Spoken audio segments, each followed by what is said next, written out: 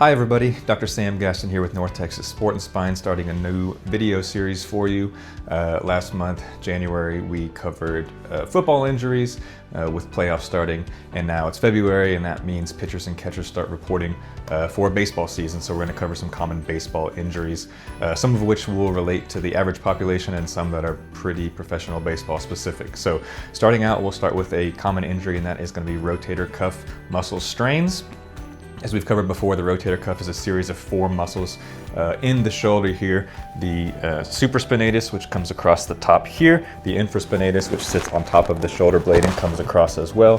The teres minor starts down here and comes over like that, and the subscapularis, which sits on the front side of the shoulder blade, comes across the shoulder there. So this muscle is very important in the throwing cycle.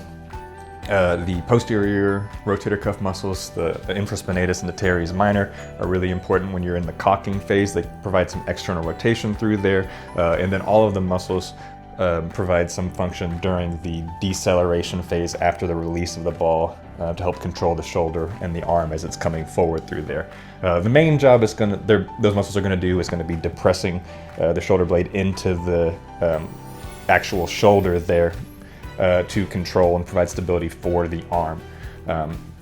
So with that being said, it's really important throughout throwing in baseball, and it's a really common area to get some injuries. So what we're looking for with those rotator cuff strains is going to be pain in this specific rotator cuff muscle in that area, but you can also get some radiating or referred pain with rotator cuff strains. So if you get the supraspinatus involved, sometimes it'll come down the lateral edge of the shoulder into the upper arm and down into the forearm. The infraspinatus a lot of times will come in through the biceps tendon. You'll get some pain there, and that can come down through the anterior part of the arm.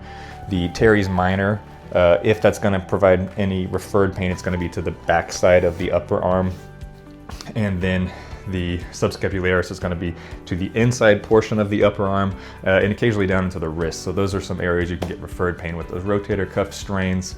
But then we'll focus on some recovery for that. So one big part is going to be rest, because you don't really want to be repeating the action that's causing that strain to begin with. With strains, again, we're dealing with muscle tears, so we want to give that a little bit of time to recover and heal. Soft tissue mobilization, cupping, scraping, dry needling, things like that that are going to stimulate blood flow to the area to help with the healing process. Those are going to be useful. And then obviously strengthening and shoulder mobilizations are going to be important as well through that healing process. Strains, because they can range from a grade 1, which is just a couple muscle fibers being torn, to grade 3s, where we're getting almost complete tears in the muscle. The healing process there's a wide range in possibilities. Some grade 1 strains could be better in a couple days to a couple weeks, all the way up to grade 3, where sometimes they have to do surgery, and you could be out, 6, 9 months, 12 months, up to a year. So that's rotator cuffs, and then we'll focus on some more injuries that are common to baseball players in our next video.